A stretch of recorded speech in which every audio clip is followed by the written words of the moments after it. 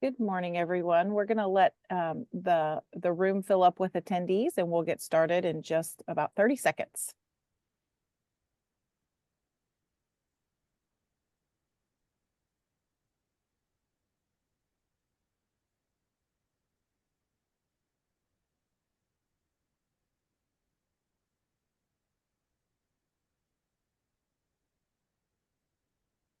Okay, it looks like our room has slowed down, so we'll go ahead and get started.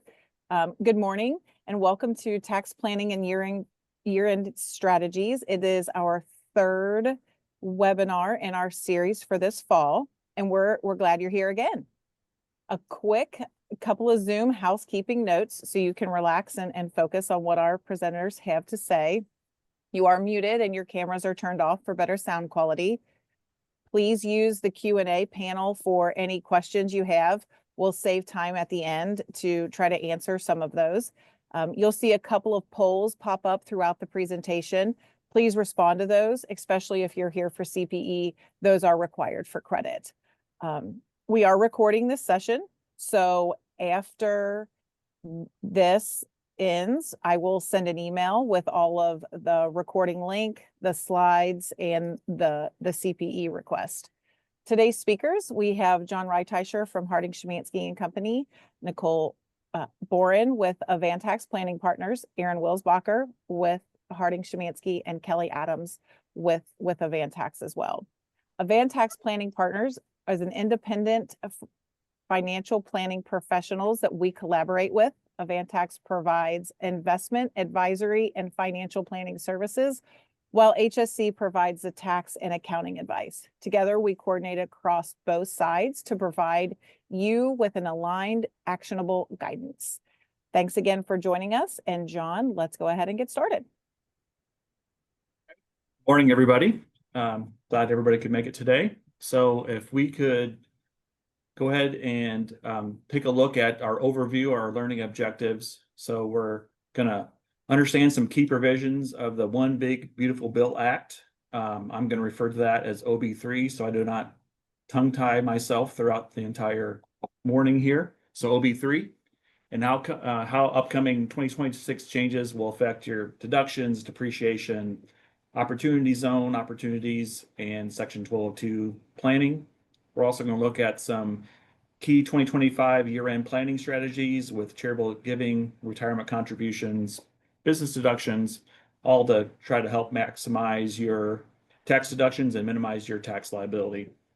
And then looking at some proactive tax strategies like some Roth conversions, tax loss harvesting, and evaluating state and local tax nexus to improve your overall financial and tax efficiency. So with that, let's go ahead and get started. So the OB3 did make some changes with regard to the charitable donations deduction.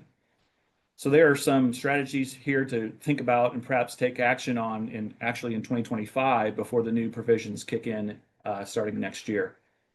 So in 2026, charitable deductions will be now subject to a 0.5% adjusted gross income floor. So itemizers can only deduct charitable contributions above 0.5% of their AGI.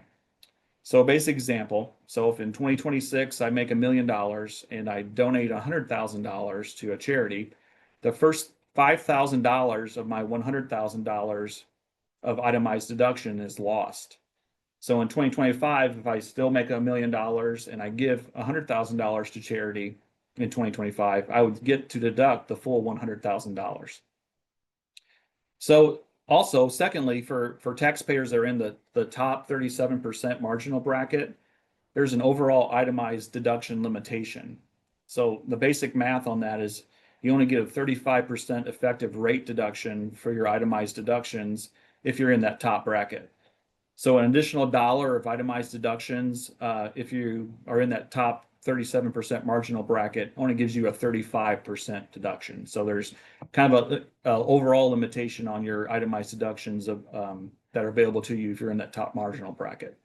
So although the rates did not change with the new tax law, for high earners in the top brackets, there are some kind of backdoor rate increases or effective tax rate increases here with this overall itemized deduction limitation. So it's important to know that these limitations are permanent. They don't carry forward and aren't able to be used in future years. These are just haircuts that are just lost. So what are some planning options we could think about in this area?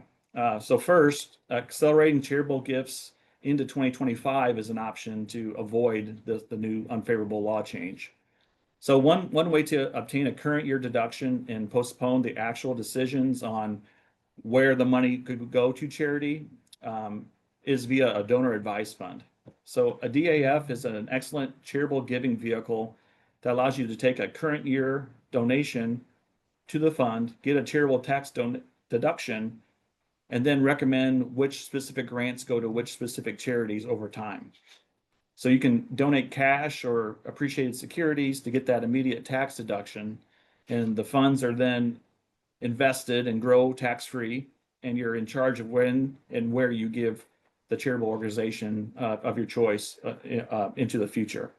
So a DAF is a great way to bunch these deductions into a given year and then spread out the cash flow as you see fit. So you can make a lump sum contribution in 2025, avoid the upcoming 0.5% haircut, and get a full tax deduction in the current year. So then in 2026, 2027, et cetera, you could then still use your standard deductions and utilize that free deduction in those future years, since your charitable deduction was accelerated into 2025. So another item that was made permanent with the OB3 is the 60% charitable deduction limit for cash gifts to public charities. So this expands the total amount of your income you can use charitable deductions against. So this was made permanent. This was temporary under the former 2017 Act. So what this means is taxpayers can now deduct more cash contributions to public charities and get it up to a 60% of your income sheltered with that charitable deduction. So whatever is in excess of that in a given year gets carried forward into a future year. So another thing to mention here is there's some ordering rules with all of these. So different types of donations have different limitations, such as cash has limitation, appreciated securities, donations to private foundations, et cetera. So this bill introduces a specific order in which these different types of charitable gifts are applied. So it's much more favorable now with the ordering rules. So now cash gifts are applied last. So this allows donors to be able to use different gifting types and maximize the ultimate ability to deduct. So just greater flexibility there. So another key consideration here is with the bunching of these charitable donations into 2025, perhaps, is that you have a situation where you have charitable donation carryovers. So if you donate too much, it carries over. So the thing to note here, though, is any carryovers going into 2026 will be subject to these limitations. So it's not like you can put a bunch of money in now, have it kind of grandfathered in. Anything that's a carryover will be subject to the limitation. So there's another thing to think about to make sure you're aware of that nuance there. So to round things out with this new limitation, this is going to impact trust and estate income tax returns as well. So if you have a situation where you've got a trust that you've used charitable donations to zero out the trust level income in the past, it's going to be more complicated now because these rules are going to apply to trust and estate accounting as well. So just another thing that's going to have to be considered in those specific situations. So as I was thinking through all of this, and one thing I vividly remember from my first day of Dr. Reeder's tax class in college was something he said about tax policy, and that tax policy is really often put in play to either incentivize a behavior or to discourage a behavior. And just thinking about this charitable giving and the limitations that are now here is that charitable behavior is something the tax code has incentivized for many, many years, allowing you to reduce your tax liability by giving qualifying organizations, donations. So in this particular case, I don't think there was really any specific intent by Congress to discourage people from giving to charity. I think it's just one of those situations where, given the environment of needing to pass a reconciliation bill, you had to have some revenue raisers and to go along with the extension of the tax cuts. And this was just an area that was chosen to help balancing things out. So I don't think there was an intent to discourage charitable giving explicitly, but it just kind of is just there, and just one of those things that had to be there to balance out. So as we move on to the next slide, there's one other item that's part of the new bill. So there is a new above the line charitable donation available for those who do not itemize. So this is $1,000 deduction if you're single, $2,000 for married joint filers. So this is basically, this may sound a little bit familiar. This is a restoration of an item that was available on a temporary basis in the COVID years, where we had a $350 above the line charitable donation deduction opportunity. So this is back, but it's expanded. So you get this deduction with no limitation and no need to have to itemize your deduction. So if you are using this bunching strategy in 25, so in 2026, you could still, if you're married, give $2,000, get a full unlimited deduction for that, and still use your standard deduction, which is your freebie. So that would be a $16,100 if you're single, $32,200. So you get a $34,000 freebie. I guess not freebie, cost you $2,000 of charity, but you get that that deduction without having to itemize. And a couple other items as it relates to charity. This one is really for pass-through entities or businesses. So in certain instances, there could be a situation where you have a charitable donation and there's perhaps another business purpose for making that expenditure or that outlay. So perhaps there's a case where that outlay could really be also classified as maybe an advertising or a marketing expense. So the thing to consider there is perhaps this is better coded or applied to be a marketing or an advertising expense versus a charitable donation. So if it's that, it's an ordinary business deduction versus a charitable donation that goes into all these limitations. So just one thing that also think about as you're maybe reviewing your business level donations or expenditures to see if there's anything there that could use some additional thought into that. So another item to consider from a business standpoint is that many business owners in the year that they sell want to make a large charitable donation with the proceeds from the sale.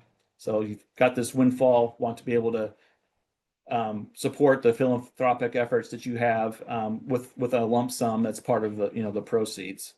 So thinking through this and this new scenarios that we have, the 0.5% floor is still there starting in 2026, and it's based on the current AGI. So if you've got a very large gain in a sale year, you've got a very large AGI that increases that limitation or that floor there. So because of that could make a lot of sense if you can to make that large charitable donation the year before the amount of the sale where your AGI is theoretically lower, so you can reduce that limitation. So that way you can get a smaller haircut on that limitation and utilize that tax deduction against your current year income.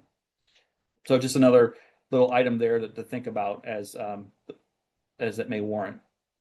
So finally, let's talk about qualified charitable distributions or QCDs.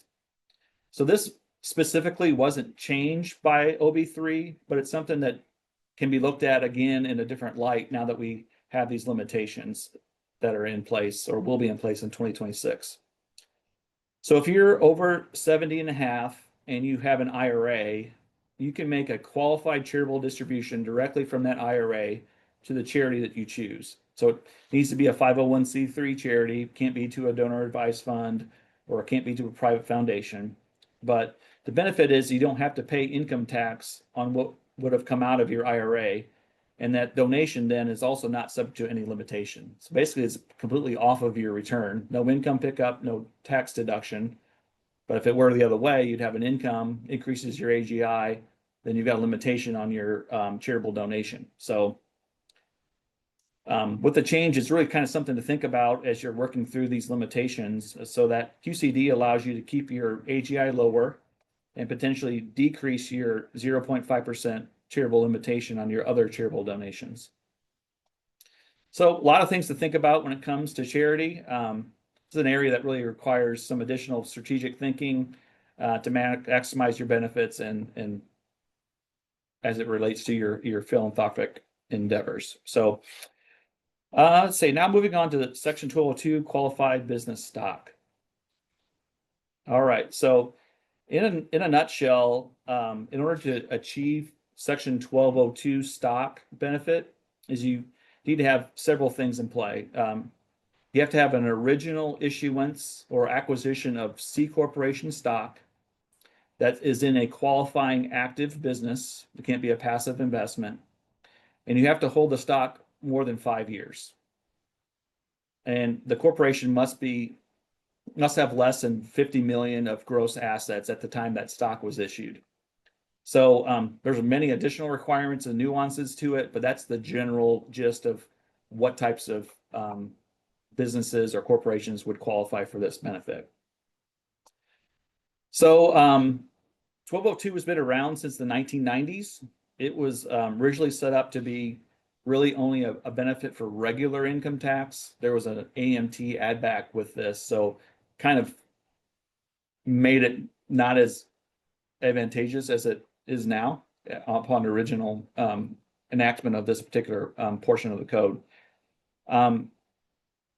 So over the years, though, the benefit has increased over time.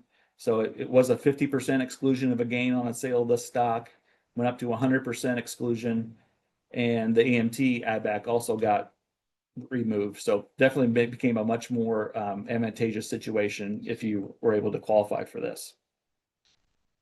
So the OB3 has further enhanced the attractiveness of 1202 stock, as you can see here on the slide. So now we've got, instead of a 5-year holding period to get any benefit, there's a vesting schedule or a ramp up. So you can get a 50% exclusion if you hold at least for 3 years, 75 and onward.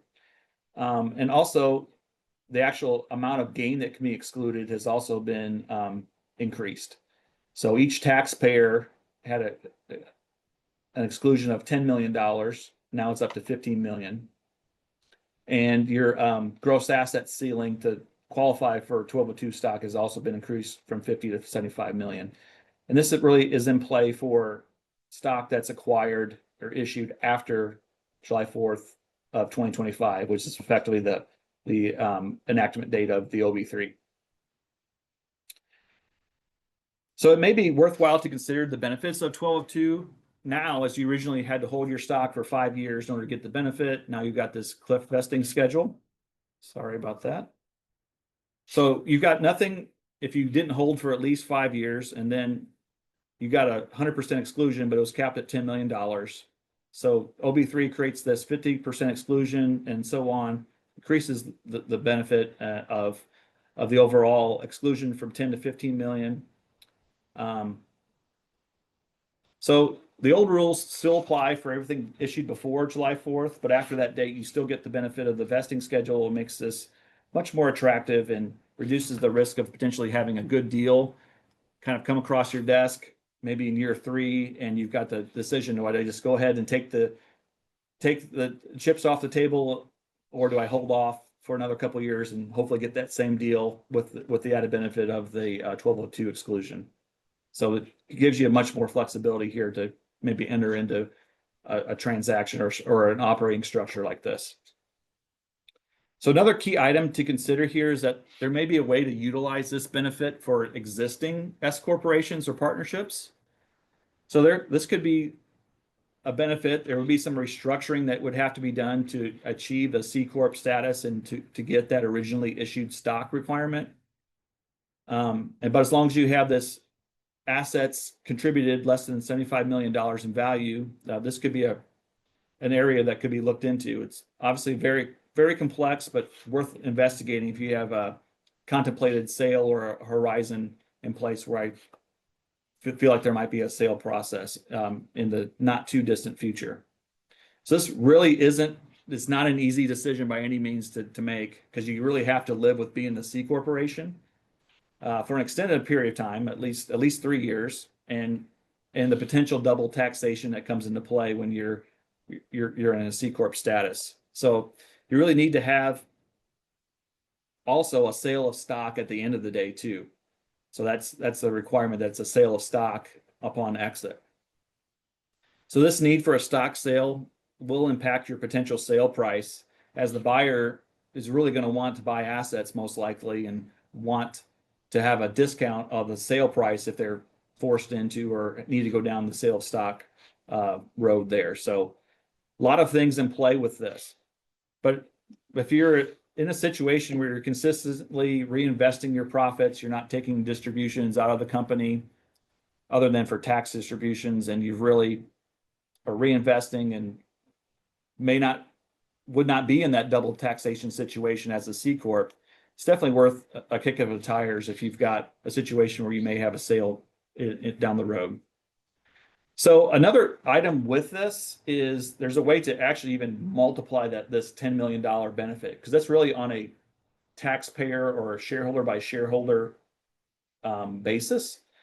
So you could, for example, set up non-grantor irrevocable trusts, and if you've got children, and then multiply that benefit times the number of children if you had separate trusts set up for each of them.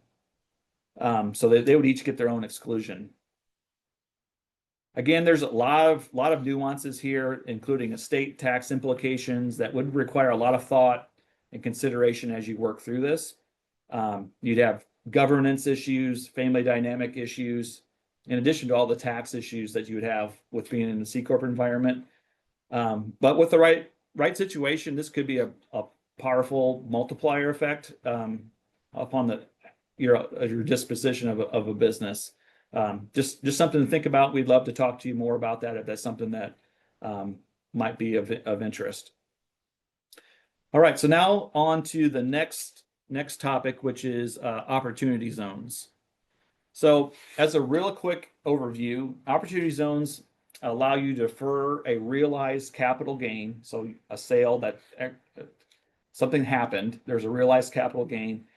If you reinvest that capital gain into new qualifying businesses that were located in federally designated opportunity zones, that would allow you to defer that gain. So this is a program to spur investment into these particular areas and revitalize the economy in kind of these specific areas throughout the country. So the program, which I'm calling the initial regime in this slide, started back in 2017 and allowed you to defer your realized capital gains until December 31st, 2026, to the extent you invested that gain in these qualified opportunity zone funds. So if you invested early enough in these OZ funds, there were some additional benefits, but in most cases, there's going to be a recognition event to take place in 2026 that requires you to pick up that gain that you deferred, that you previously deferred back when you sold the other investment.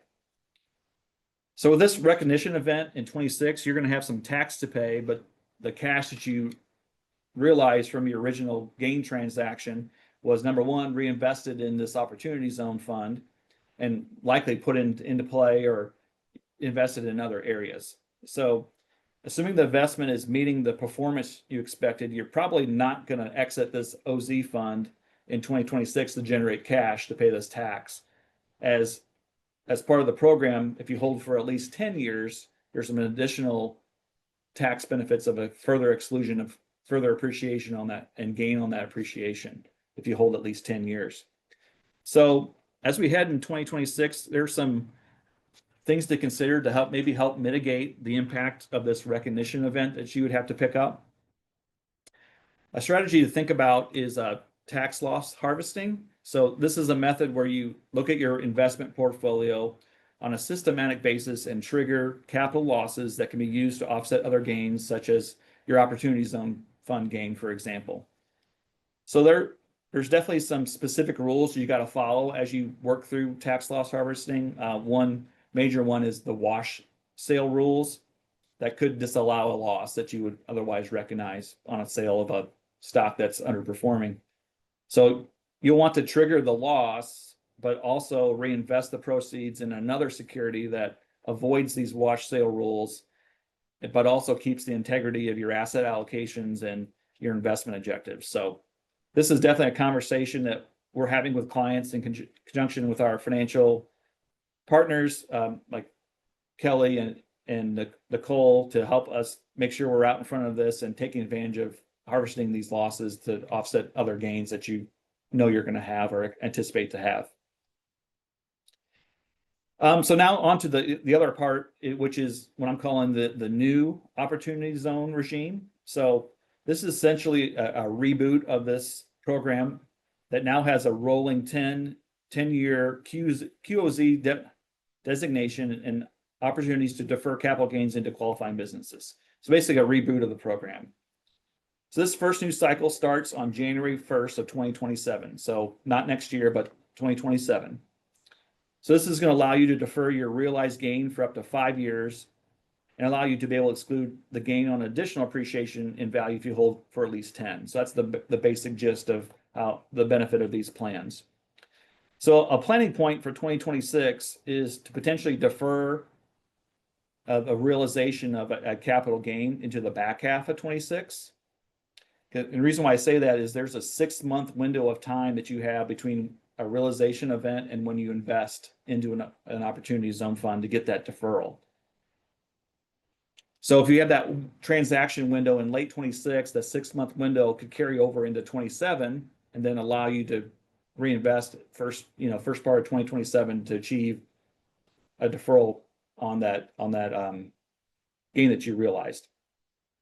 So there is some ambiguity in the rules with this. So this is something we're hoping to get more clarity on here in the next few weeks and months to make sure we've got firm grasp on the definitions. So there may be something that come out that would say this type of strategy would not work. But if you recognize that big gain in the first half of 2026, you don't have that opportunity at all. So a lot of times you're out of control with specific timing, but there is a way to do that, perhaps something to kind of leave your options open if you're interested in those opportunity zone funds and have a gain to be recognized. All right, so before I hand things over to Aaron, I'd like to recap a few other significant items that are part of OB3. So the first is the permanent extension of 100% bonus depreciation.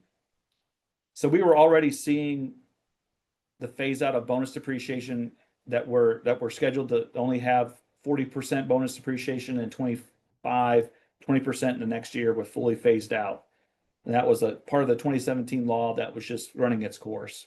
So with OB3, the 100% bonus is now permanently in place, which allows you to fully write off your qualifying fixed asset additions, your equipment, et cetera.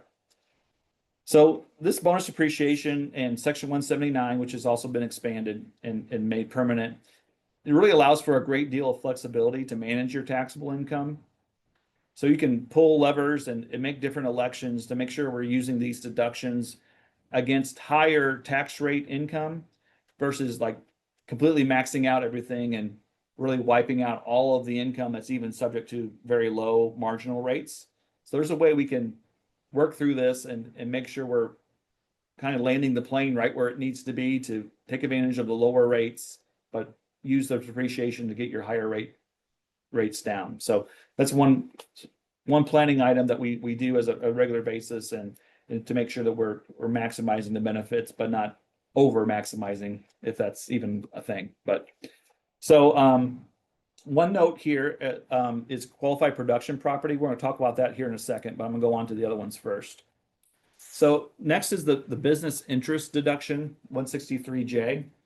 So this deduction was enacted as part of the 2017 law and placed a limit on the amount of deductible business interest that a business could take. So it was really originally a calculation based upon EBITDA, or earnings before your interest, taxes, depreciation, and amortization. So you got to add back those big items into the calculation. But as the time went along, it shifted to only an EBIT calculation. So you had to deduct depreciation and amortization to get to a lower base to apply your limitations. With the new law, we're back to EBITDA, so it does allow for more business interest to be deducted. So this didn't apply to all businesses. There was a small business exception, but if you did have this in place, it's now much more generous in how much interest you're going to be able to deduct. And one other thing with this, if you had carryovers, the carryovers coming into this year, now the test with it being more generous, you may have some of the carryover interest that's now deductible. So another thing to consider as you are looking at your taxable income for the year. Okay, on to research expenditures. This was another item that was really a thorn in the side for many business owners, and it was part of the 2017 law change. Back in 22, you're required to capitalize your research expenditures and amortize them over 5 years if you had domestic expenditures, and actually 15 years if you had offshore expenditures. So this really created a problem for many taxpayers, as you had an economic outlay. You spent your cash on wages and overhead, et cetera, but didn't get a tax deduction, immediate tax deduction, that is, for those expenditures. You had to amortize them.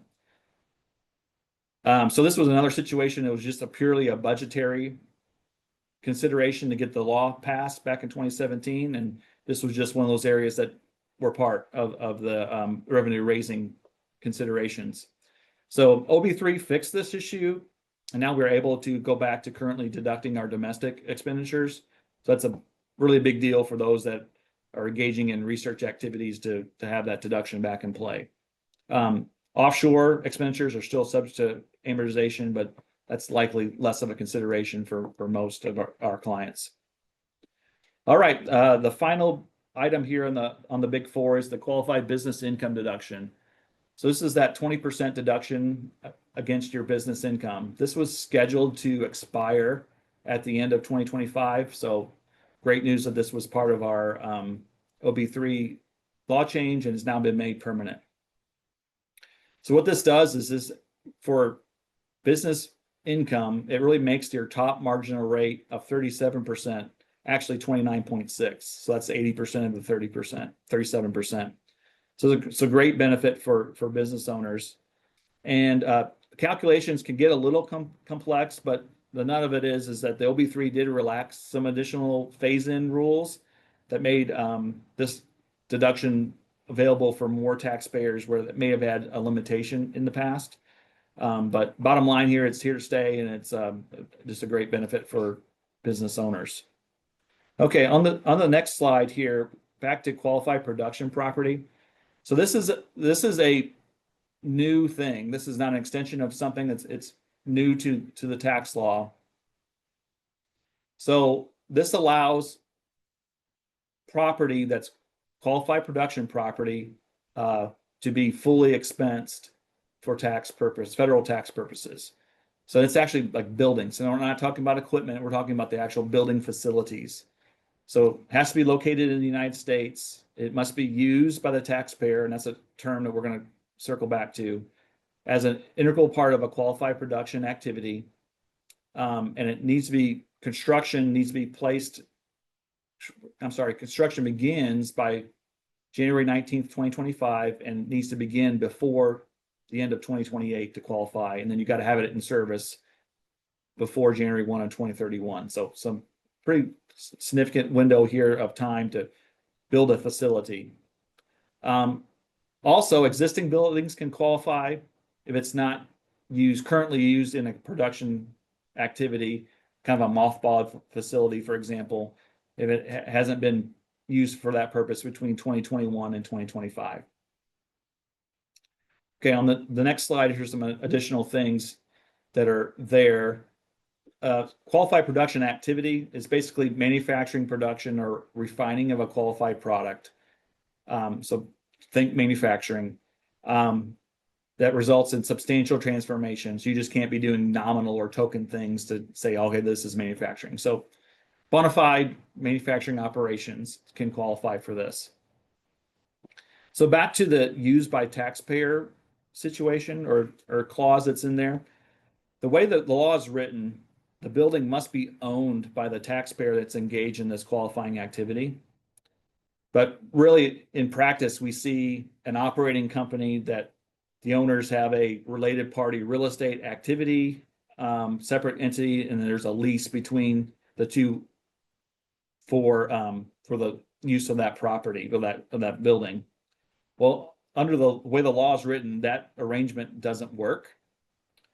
So the actual operating company would have to have the ownership and the depreciation of the business in order to qualify for that 100% benefit. So we're looking for some guidance here again from Treasury to see if there's some clarity or some ways that this might be worked around, but under the letter of the law right now, it needs to be owned by the company.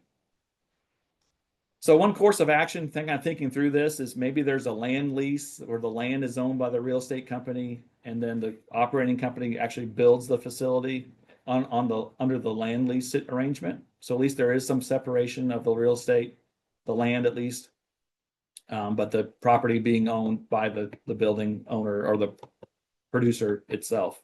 So more to come on that. Definitely another thing to work through and talk through if you're considering an expansion of your manufacturing operation.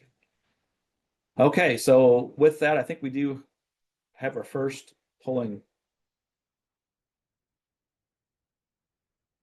question here. There we go.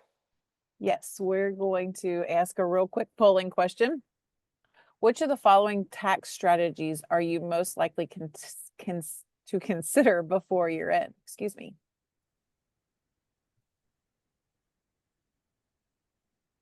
Okay, our numbers are jumping very quickly, so we'll give it another 10 seconds to make sure everybody has time to answer that needs to answer before we shut that down. Okay, I'm going to close it in 3, 2, 1. So it looks like everything you just said about charitable giving is where everyone is living at the moment, John. So yep, but a good mix of that as well. So yeah, definitely a lot of levers to pull to make sure we're landing the plane at the right spot. Okay, that's great. So now, Aaron, we're gonna pass that back to you. And I think I went too far in the slides. Is this where we're gonna start, Aaron? Thanks, Leslie. Yeah, John, all good information there. Not surprising on the polling question. That's a lot of the conversations we're having here at the end of the year, just on charitable giving and donor advised funds and really looking at those rules. So not surprising, that's the top answer there. So I'm going to jump into a little bit of overtime here at the end of the year as we plan for this. So under the OBBBA rules, now employees or individual taxpayers have a $25,000 deduction that they may be able to utilize on overtime pay. So just remember, the overtime deduction really only applies to the half or the premium, so it's not the full amount. And so we're getting a lot of questions from clients. Okay, well, how do I report this? What does this look like? What's the guidance that's out there? The IRS has come out and said, hey, we're not going to change the W-2s at all to reporting of this information. We plan to do that in 2026. So really working with your payroll provider is going to be very important here at the end of the year to get that information correctly to the employee. There is an alternative. Box 14 is probably going to be one alternative to report that, or attaching a statement to the W-2. So it may create some confusion for the employee here at the end of the year when issuing W-2s, but just keeping in mind that that's going to be something that we're going to have to report this year on the W-2 so that the employee can take advantage of that. And pulling that information from your system, most clients probably have that information already, but pulling out what you need so it does not include anything related to holiday pay or weekend pay. It's truly over the 40 hours for that week. So there may be some manipulation that you have to pull out of your system to get that to your payroll provider correctly. So reviewing that and looking at that here before the end of the year as we get into the crunch time in January and filing those to the employees by January 31st is going to be important for this year. We've had a couple of clients ask questions like, what's my What's the best practice to communicating that with the employee? It just depends on what you want to do. If you have a lot of overtime, maybe there's some education there that would be valuable to your employees of showing them how you're going to report it. Doing that at the end of the year versus waiting till you get a bunch of questions when the W-2s are issued might be a path forward for that. And then really looking at for 26, we expect some more guidance from the IRS as far as how that's going to be reported, how that's going to be tracked going forward. And so just making sure, keeping up to date with those laws as well. The other thing we've heard from employers and employees are asking the questions, well, why is their payroll tax still being withheld from that? Or why is my withholdings haven't changed? Just remember that payroll, FICA, Social Security, and Medicare still applies to the overtime. It's just an income tax deduction. And so you might see some, if you have individuals that have quite a bit of overtime, you might see some W-4 changes here at the end of the year for 2026 that come through. So that's really how you'll change your withholding requirements related to overtime. Leslie, you want to go on the next one for me? One other item that, we look at the end of the year as long, as well throughout the year is where's your footprint, right? So state and local taxes are becoming a bigger and bigger deal just because they're being more aggressive. There's more of them. I think there's well over 10,000 jurisdictions as you think about state taxes and the local taxes associated with it. So really taking the time to evaluate, hey, where do I have presence at? And there's also a concept of economic presence as well too. So economic presence really came around a couple of years ago where certain states have said, hey, if you have a certain threshold of sales or a high percentage of sales in a particular state, you may have a filing requirement. So that's one test that you want to look at. And then also physical presence, right? So hey, maybe we hired a remote employee this past year and it's in a state that we haven't done work in before, or we haven't had employees before, looking at that. Or if we've got trucks going through a state, or we've got inventory in a warehouse that's new this year, really looking at where are we located at? And that could be various things. So you're looking at data points, so either pulling inventory by state throughout the year, looking at maybe where your trucks have traveled, maybe that's data logs, looking at W-2 or payroll information, where are we paying employees, and looking at all that data, sitting down and saying, okay, well, here is where we operate, here's where we have a presence in those states.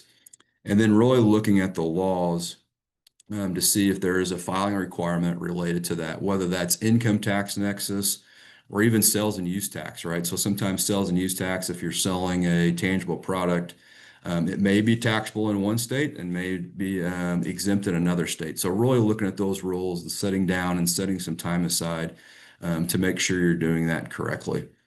And then really evaluating with your provider or your CPA or anybody in-house to determine, hey, do we need to file in another state? So that requires, registrations in those states. It may require some other things that you may need to do as well. And then as you're looking at that data points from all those different states, you may determine that, hey, we probably had nexus in the past couple of years in this state. And how do we handle that? So some states have some voluntary disclosure programs that you can go through. Well, they'll look back 3 or 4 years. And what you'll do is you'll go through that program, file those state returns, and then also pay the tax liability. In most cases, you have to pay the interest as well. The advantage of doing the voluntary disclosure program is really to limit the penalties. So in most states, they do abate the penalties if you do everything accordingly and pay it on time. And then you also start the statute of limitations. So that's also key there, as some states will go back to the beginning of time if they end up catching you and you didn't file when you were supposed to. So that's some of the things that maybe go under the radar a little bit as we're looking at year end and even throughout the year. So really stepping back, where do we have our footprint? What states are we located in? And really giving that a good run to make sure that we don't have anything that's at risk associated with not filing in those states.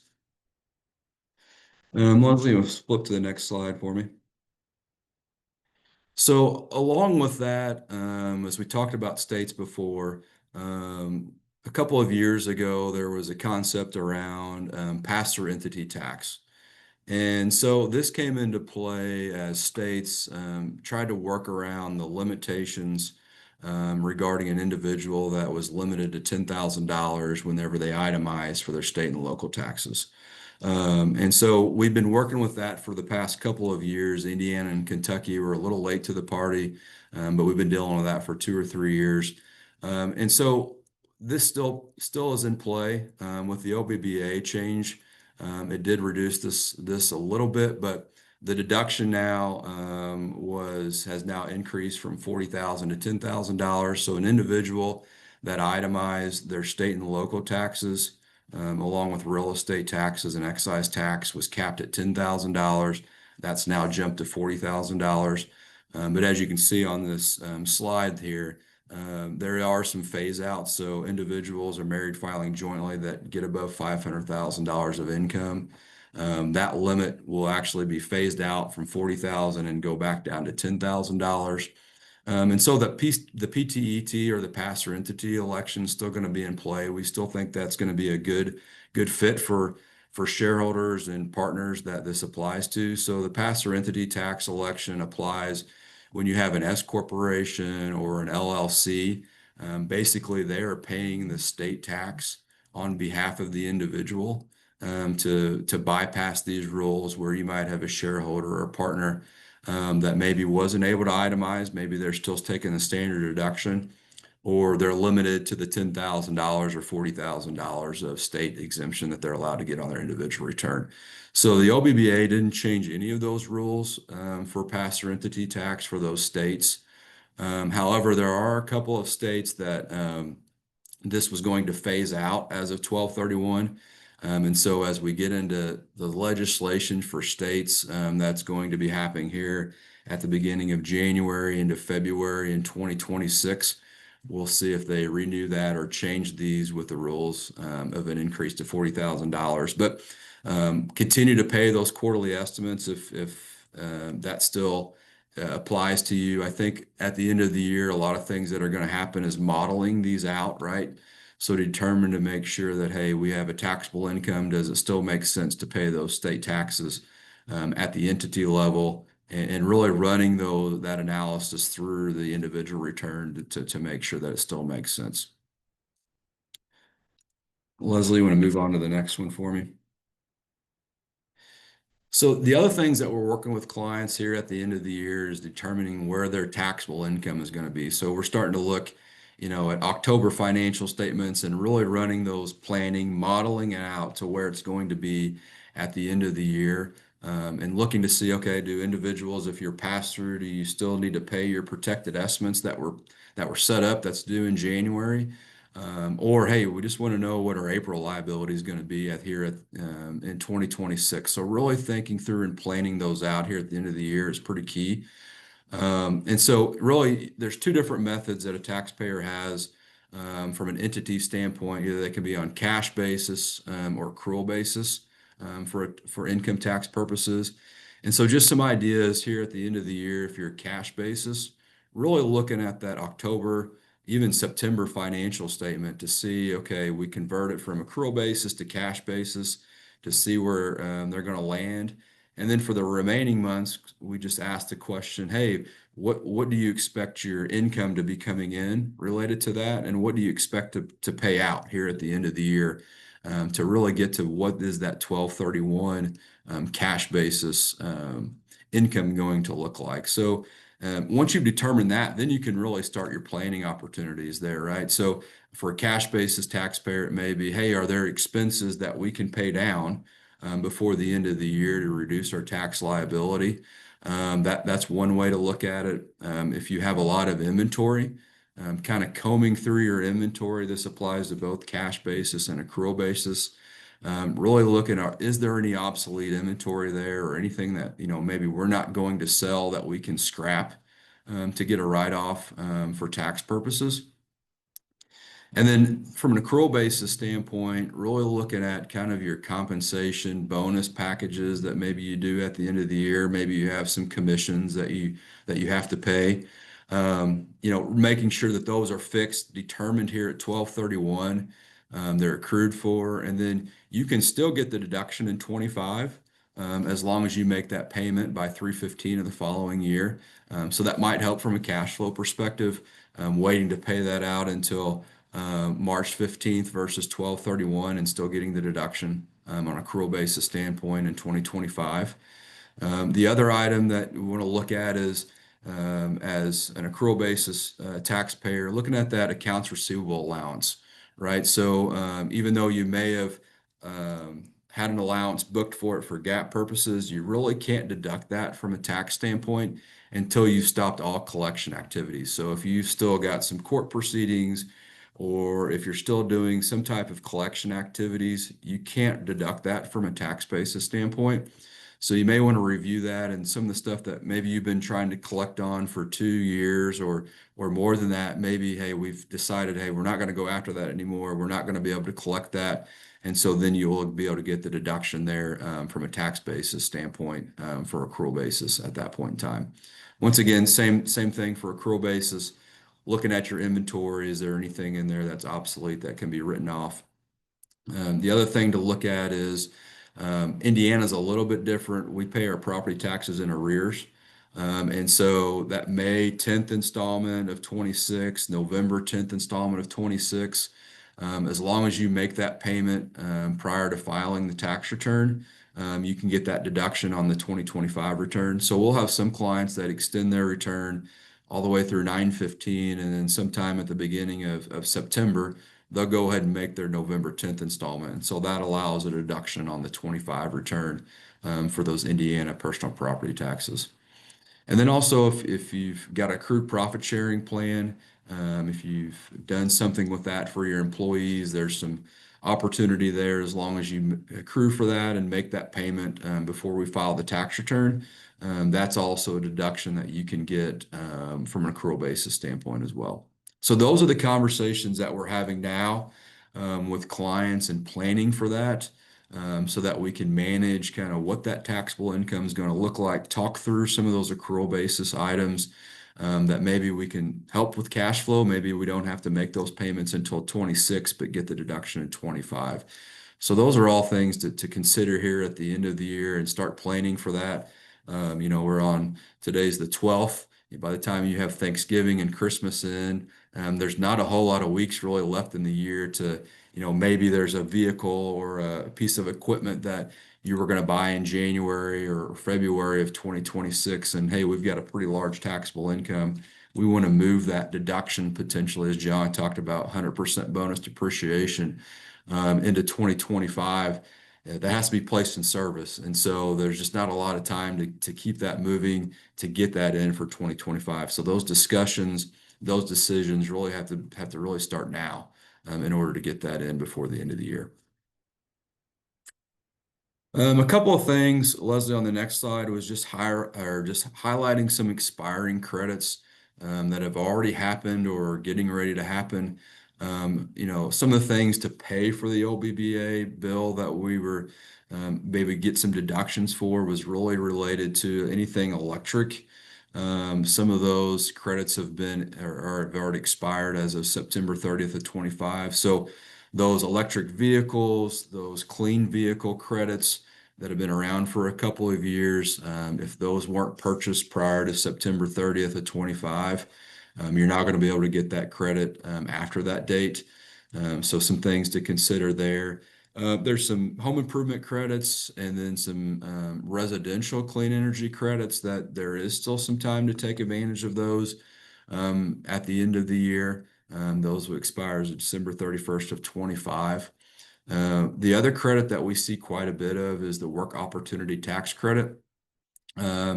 That was put in place several years ago, and it's been extended for several years on end.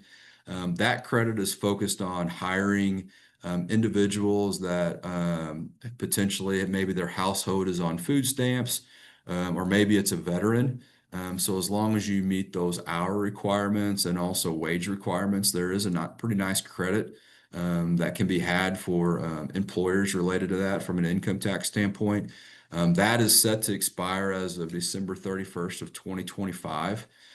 So we'll make sure to see if that's part of an extender package that might be here at the end of the year, or sometimes it's been extended and then it's been retroactive to January 1st of a giving year. So that's one credit we see quite a bit of that. We'll see if that gets extended here before the end of the year. The other item that we see quite a bit of is 179D, so the energy efficient commercial buildings. We typically see this on a lot of engineering firm or architect firms to where they're doing work for not-for-profits or they're doing design work for schools or munis. And so this is a credit or deduction, I mean, that's going to expire as of June 30th of 26. As long as the construction of that facility has begun prior to June 30th of 26, they're still going to be eligible for that deduction.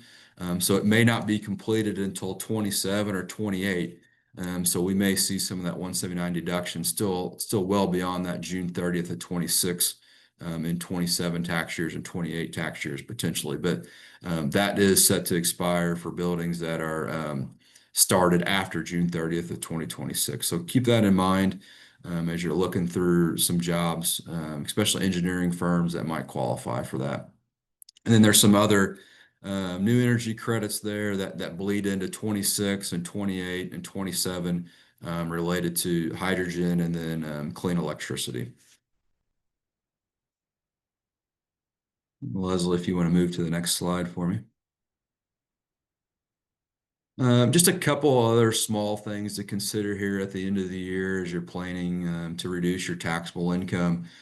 John mentioned qualified opportunity zones for the old rules for 2017 through 25.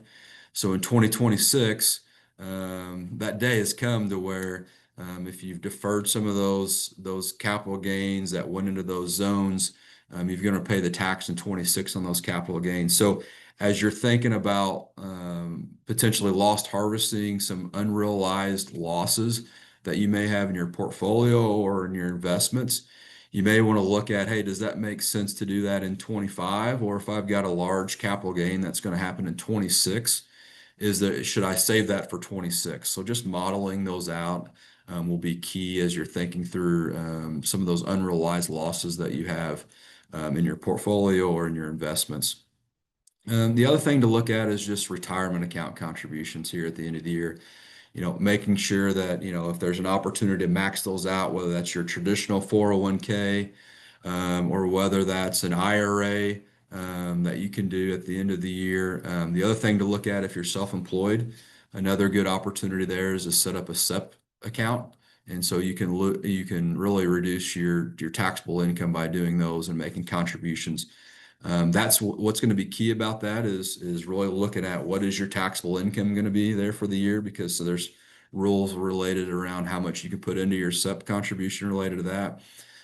The other thing to look at is 529 contributions, right? So Indiana has a nice little credit there that you could take advantage of making those contributions here for schooling for kids or for grandkids by the end of 12/31 or before the 12/31.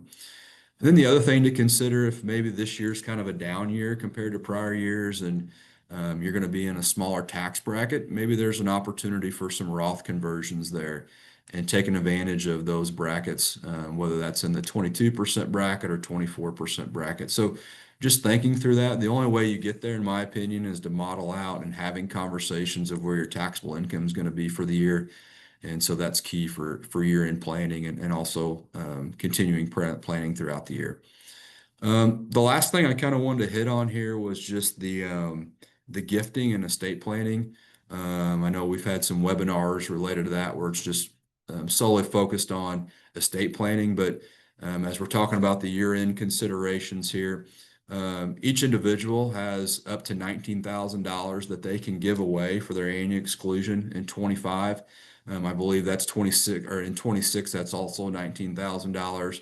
So just thinking through that, you can give to an individual up to $19,000 without eating into your lifetime exemption and possibly not even having to file a gift tax return, depending on if you're giving cash or some other securities there. So just taking advantage of that. And then also, we were afraid without the passing of the OBBBA that the lifetime exemption for estate purposes might be in the $7 million range. And now with the passing of the OBBBA for 25, that's at 14 million, and then going forward into 26, that's going to be 15 million. That's going to be indexed for inflation, so that'll continue to rise. This is permanent, as permanent can be until someone else changes the rules. And so really looking at your estate plan, what you have in place, even if you're under the 15 million, really looking at your estate plan. That way you can avoid probate and some other things that aren't favorable if you don't have a plan, will, or a trust in place there. And so just making sure as you're looking at your end stuff, this is part of that, make that part of your process to look at, what is my estate plan? What does that look like? Life changes, so each year it may look totally different from the following year. So just make sure you're looking at that at the end of the year.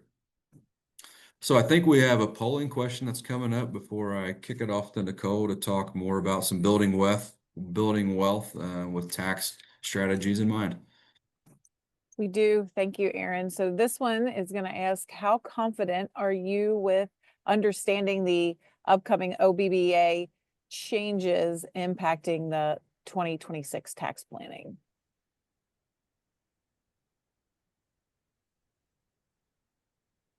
Okay, it looks like our answers are starting to slow down just a little bit, but the good news is most people feel somewhat confident in those changes. So that feels like a good place to be for everybody.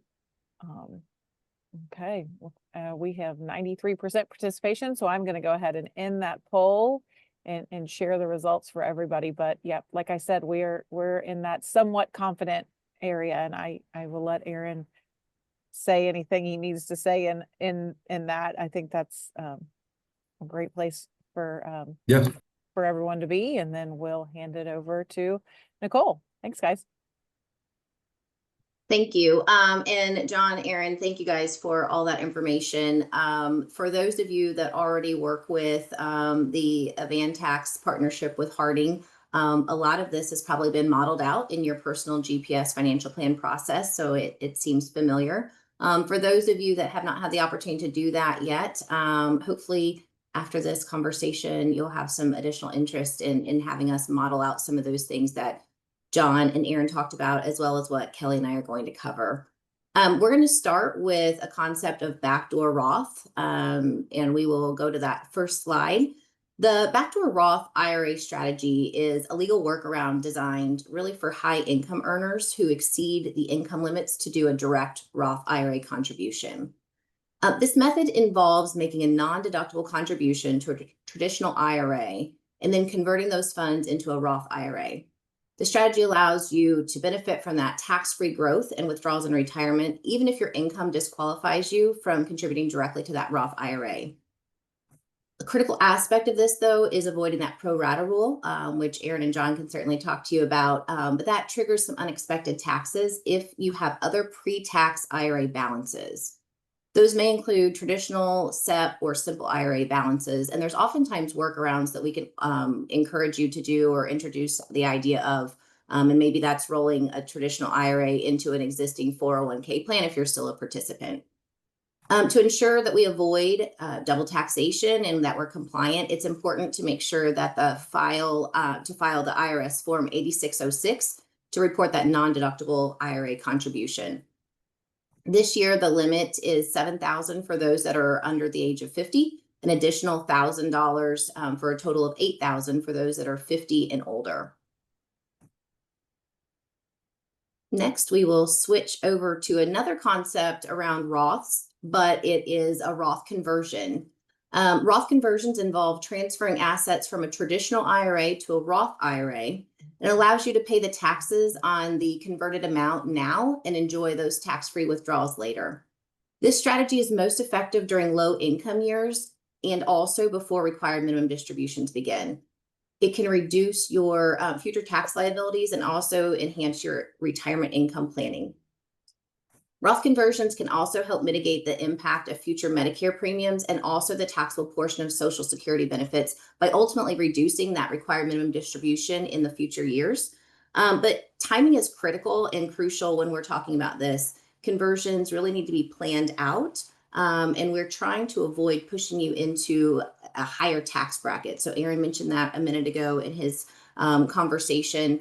And that's where we work together, and we're going to try to help identify that recommended conversion amount, as well as the tax impact of that specific conversion.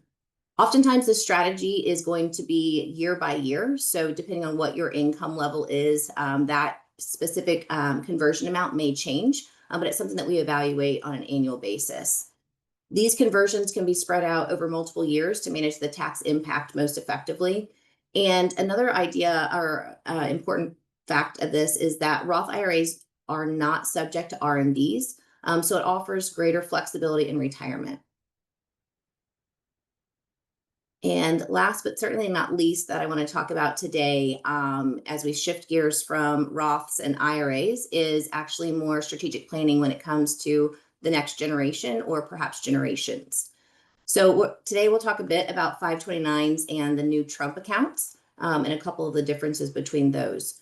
So 529s, as many of you are probably aware, are tax advantage savings accounts designed specifically to cover education expenses.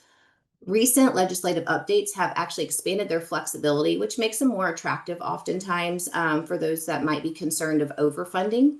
Now it's going to allow up to a $20,000 annual withdrawal for student expenses K through 12. It was $10,000, and starting in 2026, it's going to be $20,000.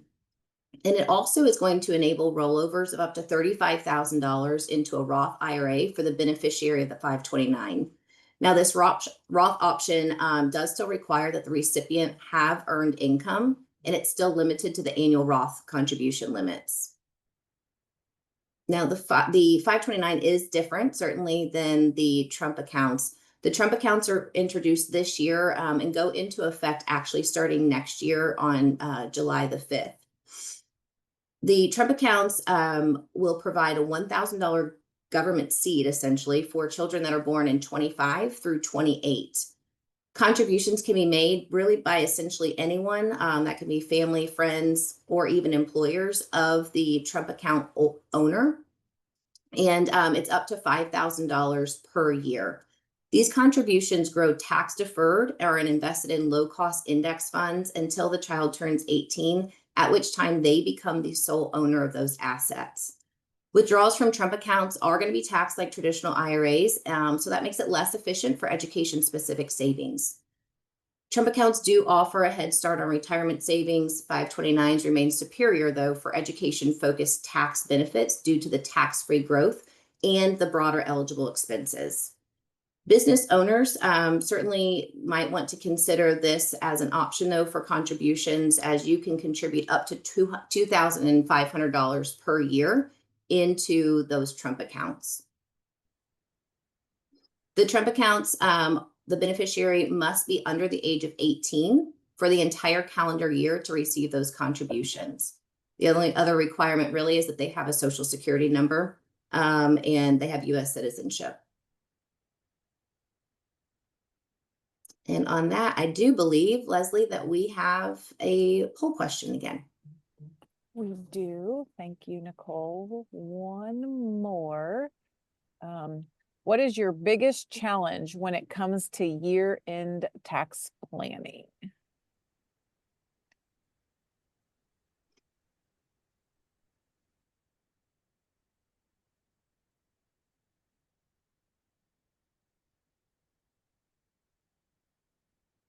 It looks like we've got a tight race here between a couple of our options. Ooh. All right, just 2 more seconds. Looks like our participants have dropped off. All right, I'm going to end the poll now, and we are at a dead heat here for keeping up with the new legislation and knowing which strategies apply to each person themselves. So I feel like those are probably common answers that each of you here at this time of year. Okay, I'm going to stop sharing that and we are going to move on. Kelly, your tax loss harvesting. Thanks, Leslie. I'm going to expand a little bit upon tax loss harvesting. We'll touch on municipal bonds and talk about choosing the appropriate retirement plans. So tax loss harvesting, as John mentioned, is a strategy that involves selling investments at a loss, capturing that loss to offset capital gains realized elsewhere in the portfolio. Could be from a business or real estate transaction that incurred capital gains. Tax loss harvesting can be particularly effective in volatile markets, and you really want it to be part of a broader financial plan. Additionally, investors can deduct up to $3,000 of net losses against ordinary income annually. And a real key benefit to tax loss harvesting is that these losses captured in one year can be carried forward and used in future years. A very important consideration is the IRS wash sale rule, which again, John mentioned. This will disallow the deduction if the same or substantially identical security is repurchased within 30 days of having sold that security that you captured the loss on. So in order to retain market exposure, investors can reinvest in similar but not identical assets. Tax loss harvesting is really going to be most beneficial for individuals in higher tax brackets or those expecting to incur significant capital gains in a year. Business owners, executives, investors can use this strategy to manage portfolio risk, improve tax efficiency, really while just enhancing after-tax returns. It's a valuable component of any comprehensive wealth management approach. And Leslie, we'll move on to municipal bonds on the next slide. Munis are an extremely important tool in our toolbox for tax-efficient investing, particularly for high-income earners. The interest earned on these bonds is typically exempt from federal income tax, in some cases, state and local taxes as well, most relevant if the investor resides in the state issuing that bond. The tax-exempt status can significantly improve after-tax yield, so you'll hear us refer to tax-equivalent yield. When you're using an asset location approach to your investments, this is just really considering which accounts hold which types of investments. Municipal bonds are best held in a taxable investment account. This is really where those tax advantages can pack the most punch. As investors in munis, we want to be aware of the credit quality of the issuing municipality, and we also want to make sure that the muni portfolio is diversified across sectors and regions to help mitigate risk. And finally, Leslie, let's move on to retirement plans. So one of the last things that we'll touch on is just choosing the appropriate retirement plan. Business owners have access to a variety of retirement plan options, each with unique benefits and their own administrative requirements, some more onerous than others. Common retirement plans include SEP IRAs, simple IRAs, 401ks, solo 401ks, and even cash balance plans. SEPs and simples are much easier to administer, suitable for businesses with fewer employees, maybe 30 or less. 401k plans and solo 401ks have higher contribution limits, greater flexibility, but sometimes significantly more administrative work and compliance. Cash balance plans offer a defined benefit option for high-income earners seeking to really accelerate retirement savings toward the end of their career generally. These are age-weighted plans, so they will often work best for a specific demographic. I'll mention that a component of the Secure Act 2.0 introduced tax credits to start new retirement plans. This certainly adds to the appeal of putting a plan in place. When you're considering which plan to put in place, important things are number of employees, desired contribution levels, and really just long-term business goals. Retirement plans will not only reduce current taxable income, but can be great tools for talent retention and succession planning. Leslie, we've got 1 minute left. I think that wraps it up. Great. Thank you so much. We appreciate that. So yes, as Kelly said, we are at our time, and to be respectful of that, we want to thank everyone for coming today and joining this group. If you were asking questions in the Q&A area and those were not answered, we have those recorded through the Zoom platform, and we will reach out to you to answer those questions.